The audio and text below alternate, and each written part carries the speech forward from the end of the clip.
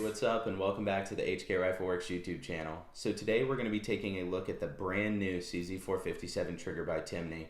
We're also going to look at the factory CZ457 trigger. We're going to take a look at the Yodave kit, their spring kit for this rifle, and then we're also going to compare those to the new Timney trigger. We're going to see if the extra cost is worth it, and just do a general overview and get some trigger pull weights and so on and so forth. So if you like this content, make sure to subscribe, hit that thumbs up button if you like it, thumbs down if you don't, leave us a comment, tell us, have you tried the new Timney trigger yet on your CZ457?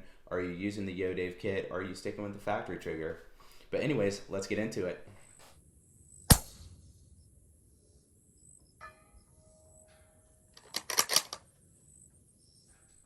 Alright, so y'all have probably already noticed by now, but the factory CZ trigger is in the Timney box, and the Timney trigger is already installed on the rifle. So real quick, I wanted to mention installation. This was a breeze to get in the rifle. Timney has a good video online, kind of shows how everything goes together, and it took me all of about 10 minutes to swap these triggers out and get the barreled action back in the stock. Now I'll go over adjustability in a second here, but one thing I wanted to do is just take the trigger out how it came from the factory, get it in the rifle, and kind of get my first impressions on it before I started making those adjustments.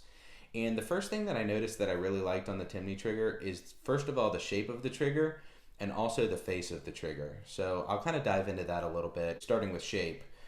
And I don't know if you can see the factory CZ457 trigger, but it has a very aggressive curve on it. Now, I usually shoot more flat face triggers on my precision rifles. They're a little bit more comfortable for me. And I noticed that the Timney trigger was out of stock on the flat face, but they did have the curved in stock. And like I said, I generally gravitate towards flat face triggers, but I really wanted to try it, so I ended up picking up the curve, and to be honest, I'm really glad that I did. Just the shape of the trigger is nice. I don't know how well y'all can see it in here, but it is almost flat, if that makes sense. It has an ever so slight bow to it, and it's very comfortable to shoot for me compared to the standard trigger that has a very aggressive curve on it. One thing I also noticed, like we talked about before, is the face of the trigger. The face of the trigger on the Timney is completely flat. And I really appreciate that when you're building your grip, getting the pad of your finger on the face there for a good trigger pull when you're prepping and everything like that. I feel like it can be a little bit more consistent on the Timney than the CZ. And the reason being, on the CZ, the face of the trigger is actually curved as well, so it almost feels like a dome. And in terms of consistency, I feel like it can be much more consistent on the Timney trigger than the factory CZ trigger. Sometimes I feel on the factory CZ trigger, my finger may roll to the left or to the right ever so slightly.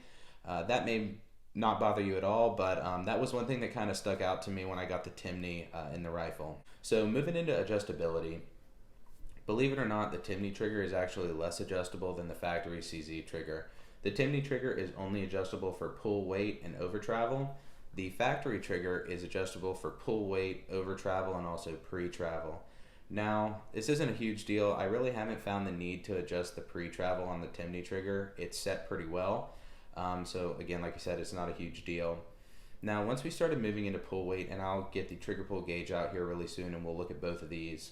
So I wanted to lighten the trigger as much as possible. And one thing that I noticed on the Timney is I was getting some striker follow, and what that means is when I was closing the bolt and camming it downwards, the gun would actually, or the striker would actually follow the bolt close home. It's just like kind of when you press the trigger and hold it down and close the bolt. That's kind of how it felt.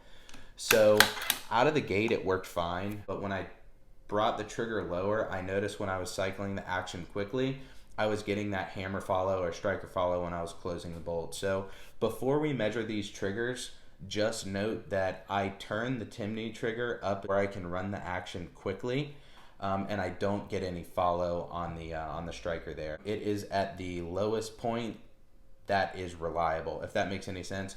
And your mileage may vary as well. Sometimes your action may time a little bit different than mine, and you may have a little bit different sear engagement, but I just wanted to make note of that real quick. So let's get the trigger pull gauge out, and we'll get rocking and rolling on both of these.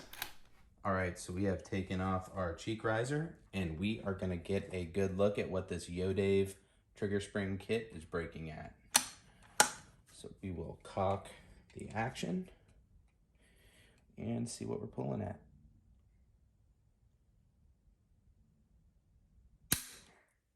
Okay. That looked to be 1 pound, 2 ounces, if that focuses. Just over a pound. We will do this once more.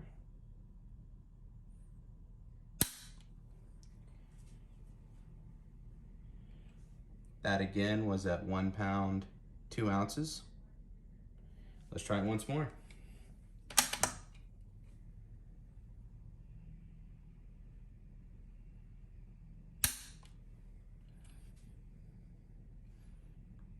And again at 1 pound, 2 ounces.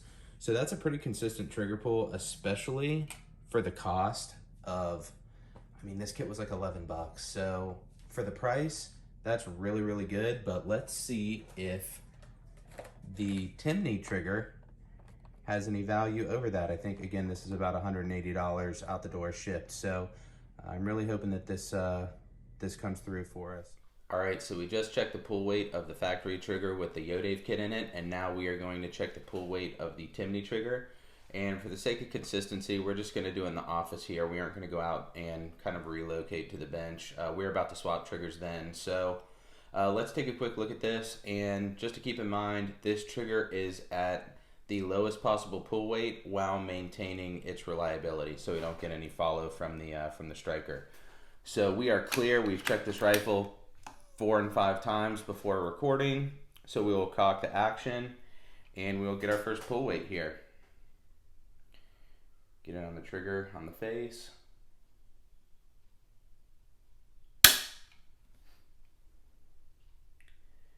All right, that looked at about 9 ounces right there. So pretty close. It says 10 ounces is the lowest pull weight on this trigger, so it's very, very close. Let's see what our next one gets at, or pulls at. That was about 9 ounces as well. And we'll do one more.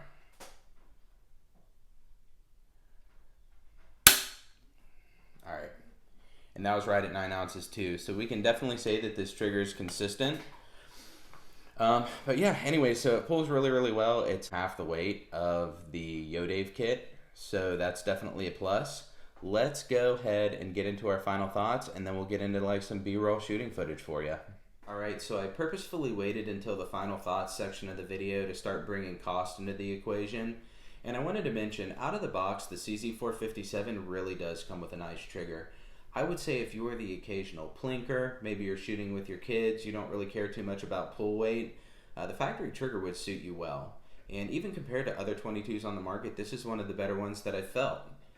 Now, if it were up to me and I wasn't going to be purchasing the Timney trigger, the Yodave kit would probably be the bare minimum that I would do on this rifle. It really did kind of lighten up the trigger a little bit for me. It felt a little bit nicer than the factory trigger.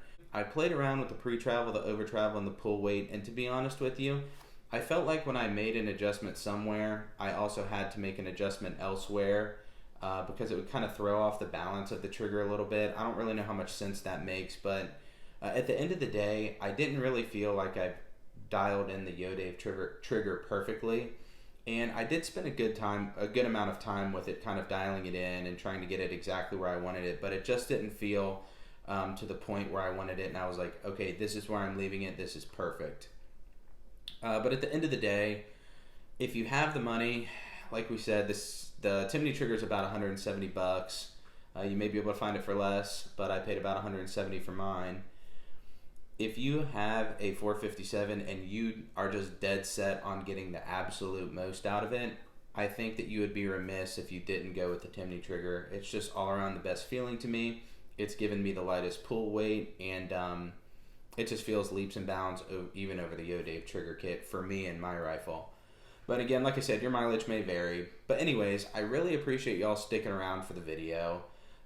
I will roll in some B-roll, maybe some shooting, some commentary if you're interested in that. It's sometimes hard for me to get B-roll at the range, but I have some of me shooting this rifle with the trigger on it. So like I said, yeah, if you're interested, stick around for that. Thanks again for watching the video. I really appreciate it. If you like the content, make sure to subscribe, give us a thumbs up, give us a thumbs down if you didn't like it. Leave us a comment, let us know what you're shooting. And tell your friends, tell your family, tell your dog. Tell your dog I said hi. We'll see you in the next one.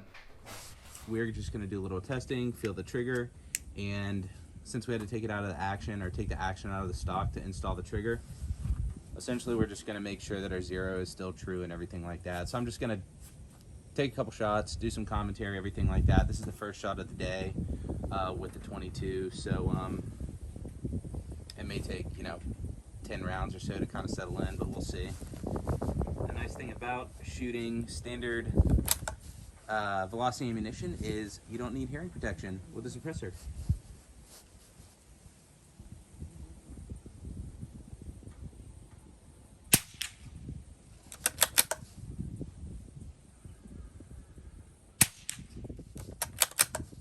This trigger's crazy light. It feels so good.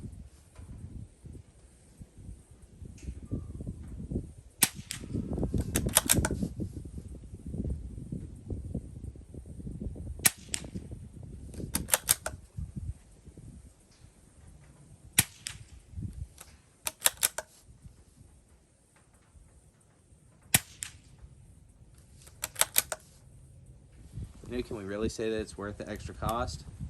That's probably going to be subjective to you. One thing that I noticed about my gun is that it is crazy light. I don't know why I did this. For some reason, I really liked the carbon fiber stock that Manners had, and then I know Proof put that carbon fiber barrel out. I was thinking, oh my gosh, this is like the perfect time to match carbon fiber to carbon fiber. I'm gonna have an all carbon fiber rifle other than the action, so why not do that? It'll look awesome. But what I quickly found out is that this setup is really, really light. So if you don't have a very light trigger, it's really easy when you're doing your trigger pull to essentially kind of pull the rifle off a little bit as well.